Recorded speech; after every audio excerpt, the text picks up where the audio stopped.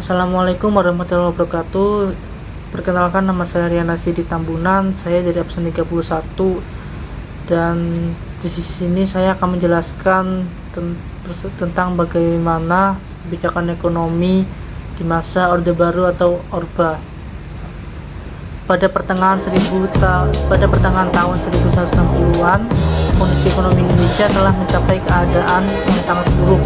Ekonomi Indonesia menderita karena kekacauan politik yang dipicu oleh Presiden Soekarno, presiden pertama kita di Indonesia.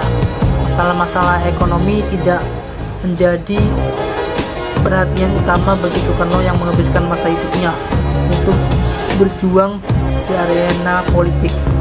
Beberapa contoh dari kebijakan-kebijakan yang memberikan dampak negatif pada perekonomian adalah pemutusan hubungan dengan negara-negara barat dan karena mengisolir Indonesia dan ekonomi dunia dan mencegah negara ini dari menerima bantuan-bantuan asing yang sangat dibutuhkan, dan defisit spending melalui pencetakan uang yang menyebabkan hiperinflasi yang berada di luar kendali. Namun setelah Soekarno mengambil alih kekuasaan dari Soekarno di pertengahan 1960-an, kebijakan-kebijakan ekonomi mengalami perubahan arah yang radikal. Selanjutnya saya akan membahas pemulihan ekonomi pada tahun 1996 sampai 1973. Yang menjadi misi dari pemerintahan Orde Baru atau Pak Harto adalah pembangunan ekonomi Indonesia dalam ekonomi dunia dengan cara berdagang kembali dengan IMF, Persatuan Bangsa-Bangsa atau PBB, dan Bank Dunia. Dalam pertengahan akhir tahun 1990-an ini memulai aliran bantuan keuangan dan bantuan asing dari negara-negara barat dan Jepang masuk ke Indonesia.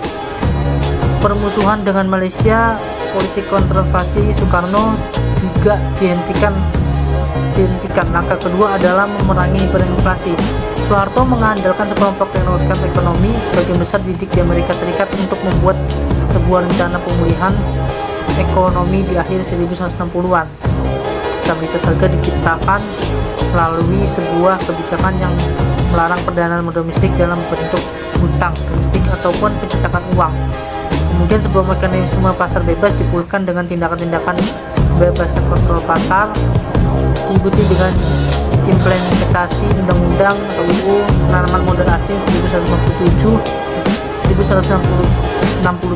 dan UU penanaman modal dalam negeri 1968. Di kedua undang-undang ini mengandung insentif yang menarik bagi para investor untuk berinvestasi di negara ini dan berdampak pada pertumbuhan ekonomi lebih dari 10% di tahun 1968. Selanjutnya saya akan menjelaskan tentang pertumbuhan ekonomi cepat dan investasi pemerintah yang makin kuat pada tahun 1994 sampai 1982. Indonesia diuntungkan secara signifikan dari dua oil boom yang terjadi di tahun 1970-an. Oil boom yang pertama terjadi di tahun 1973 sampai 1974 ketika organisasi ekspornya dengan drastis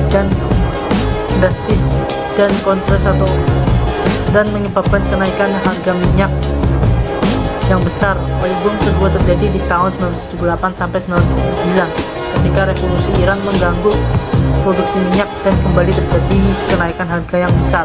Setelah kedua oil boom ini, pendapatan ekspor Orde Baru dan pendapatan pemerintah meningkat tajam. Hal ini membangkitkan sektor manufaktur yang berkembang, namun kemudian terjadi kerusuhan besar saat kunjungan Perdana Menteri di Jepang di tahun 1974 karena anggap bahwa ada terlalu banyak proyek-proyek investasi asing di negara ini. Masyarakat Indonesia merasa frustasi, merasa terguncang karena kerusuhan ini yang dikenal sebagai peristiwa Malari dan memperkenalkan aturan-aturan yang lebih ketat mengenai investasi asing dan menggantinya dengan kebijakan-kebijakan yang memberikan perlakuan khusus yang menguntungkan penduduk pribumi. Meningkatnya pendapatan pemerintah yang dapat dan oil boom pertama berarti pemerintah tidak lagi bergantung pada investasi asing. Selanjutnya saya akan membahas yang ketiga, akan membahas pertumbuhan ekonomi didorong ekspor dan deregulasi pada tahun 1993 sampai 1996. Pemerintah harus melakukan usaha-usaha baru untuk memulihkan stabilitas ekonomi. Nilai rupiah didevolusi di tahun 1983 untuk mengurangi defisit transaksi berjalan yang bertumbuh. UU pajak yang baru diterapkan untuk menambah pendapatan dari pajak non minyak dan tindakan-tindakan deregulasi perbankan dilakukan, kredit scaling untuk suku bunga dihapuskan dan bunga diizinkan untuk dihapuskan dan bank diizinkan untuk menentukan tingkat suku bunga dengan bebas. Ini menyebabkan adanya tindakan-tindakan deregulasi baru untuk memperbaiki iklim investasi bagi para investor swasta. Waktu harga minyak jatuh lagi di pertengahan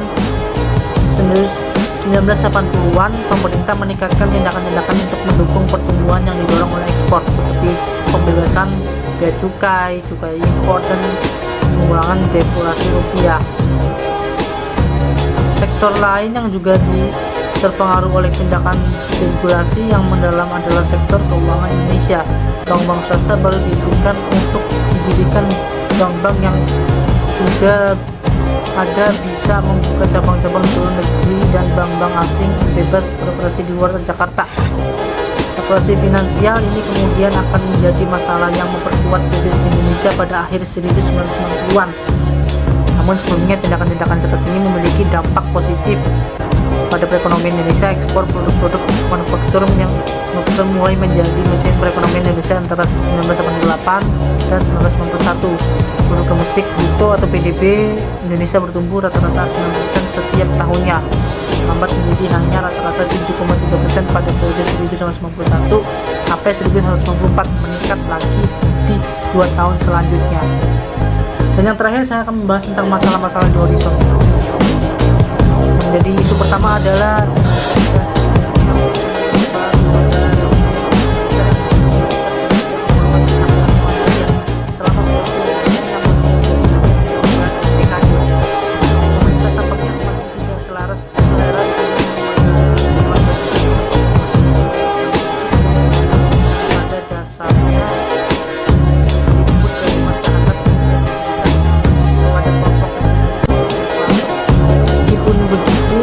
tidak mendukung hal ini dan menempatkan lebih banyak batasan dalam masyarakat Indonesia. Contohnya dengan pembatasan demonstrasi mahasiswa yang hanya bisa dilaksanakan di dalam universitas saja.